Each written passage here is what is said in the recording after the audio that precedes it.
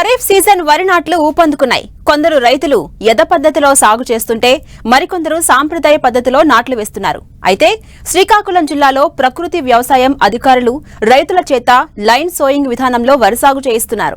ఈ విధానంలో చీడపీడల తాకిడి తక్కువగా ఉండటంతో పెట్టుబడులు తగ్గడమే కాకుండా అధిక దిగుబడులు వచ్చే అవకాశం ఉంది. దీంతో చాలా మంది రైతులు ఈ విధానంలో సాగుకు మొగ్గు చూపుతున్నారు.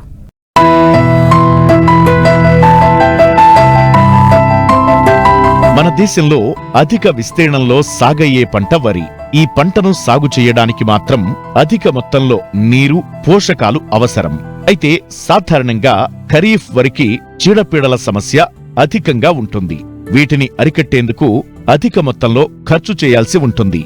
మరోవైపు పెరిగిన ఎరువులు, కూలీల ఖర్చులతో రైతుకు వరి సాగు భారంగా మారింది.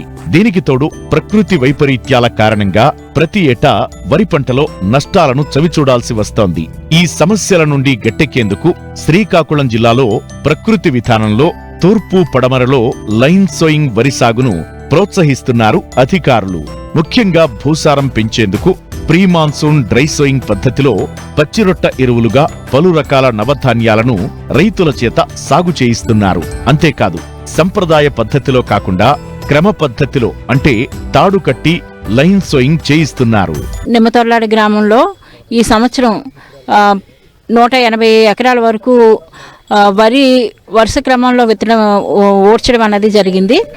మనము సాధారణంగా చూసుకున్నట్లయితే ఈ ప్రకృతి వ్యవసాయ పద్ధతిలో భూమిని సాగు చేసుకోవడానికి పిఎండిఎస్ని వేయటం అన్నది పరిపాటిగా ఉంది.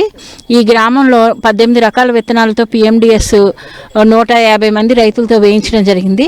ఆ పిఎండిఎస్ నుంచి వచ్చిన గ్రీన్ మ్యాటర్ని పశువులకు వినియోగించుకున్నాము. ఇంకా కొంతవరకు భూమిలో ఇన్కార్పొరేట్ చేయడం జరిగిందండి. దీనివలన ఈ పిఎండిఎస్ వేయటం వలన భూమి గుల్లబారటము, అలాగే భూమిలో సేంద్రీయ కర్బనం పెరగడము, వానపాములు కూడా ఎక్కువగా వృద్ధి జరగడం జరుగుతుంది. అలాగే ఈ వరి వేసిన తర్వాత నారుని మనము సక్రమైన పద్ధతిలో నారుమడిని బాగా దున్నుకొని వాటిని మెత్తగా చేసుకొని అందులో ఘనజీవామృతం వేసి ఆ నారుమడిని తయారు చేయడం జరిగింది. ఆ నారుమడిలో తయారు చేసిన తర్వాత నారుని శ్రీవరి అయితే మనకి 8 నుంచి 12 రోజులు నారు అవసరం అవుతుంది. కానీ కొంత ముదిరిపోయిన నారు కూడా అంటే 15 రోజుల నుంచి 25 రోజుల వరకు ఉన్న నారుని ఈ గ్రామాల్లో తీసుకొచ్చి లైన్లో ఉడుపు చేయటం అనేది జరుగుతుంది. మనకి సాధారణంగా చూసుకుంటే చదరపు మీటర్కి మనం మధ్య రకం విత్తనాలని మనం 33 వరకు మనము వేసుకోవచ్చు.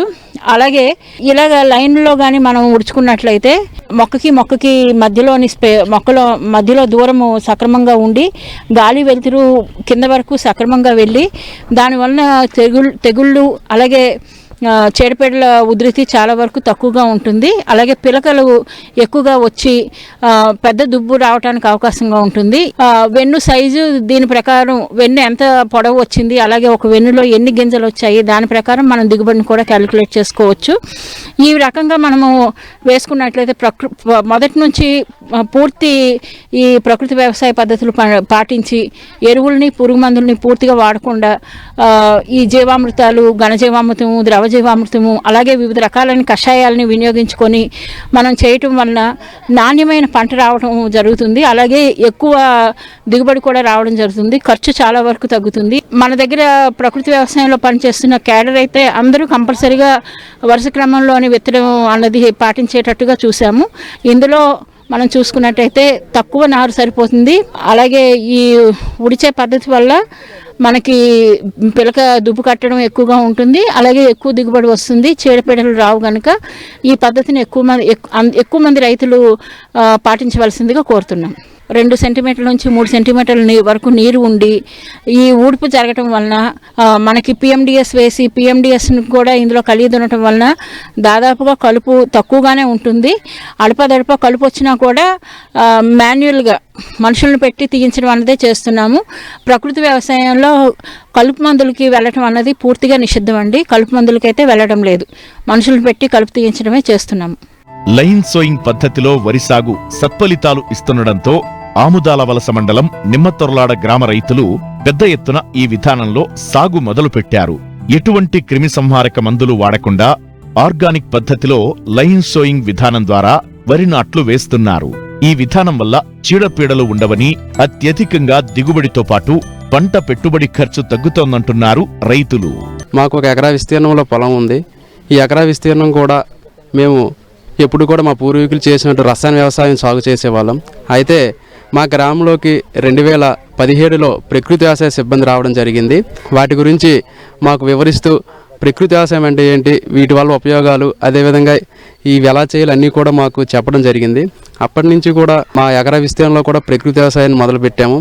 అందులో ప్రధానంగా ఈ ప్రకృతి వ్యవసాయంకి వచ్చేసరికి పూర్తిగా ఎటువంటి ఎరువులు పురుగు మందులు వాడకుండా కేవలం దేశవాళీ ఆవు పేడ మూత్రంతో తయారు చేసుకున్నటువంటి జీవామృతం, అదేవిధంగా ఘనజీవామృతం, బీజామృతం వీటిని ఉపయోగించి పంటలు సాగు చేయాలి.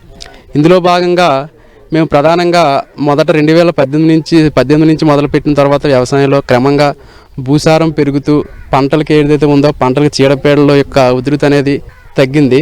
అదేవిధంగా ప్రధానంగా ప్రకృతి వ్యవసాయంలో నవధాన్యాల సాగు అనేది చాలా కీలకం. ఈ విధంగా చేయడం వలన అన్ని రకాల పోషకాలు కూడా నేలలోకి అందుతాయి. తర్వాత వేసే ప్రధాన పంటకు పోషకాలు పుష్కలంగా అందుతాయి. ఈ నవధాన్యాలు సాగు చేయడం వల్ల నేల సారవంతం అవడంతో పాటుగా చాలా గుల్లబారుతుంది. అదేవిధంగా నీరు పెట్టేటప్పుడు పొలానికి నీరు అనేది పొలంలో ఇంకుతుంది. ఈ విధంగా ప్రకృతి వ్యవసాయ విధానంలో నవధాన్యాల సాగు చాలా కీలకం. ప్రధాన పంటలో వరి నారు వేసుకున్న తర్వాత 25 నుంచి 30 రోజుల తర్వాత ఈ యొక్క సాధారణ పద్ధతి కాకుండా లైన్ విధానంలో వరుస క్రమంలో నాట్లు వేసుకునే వాళ్ళం.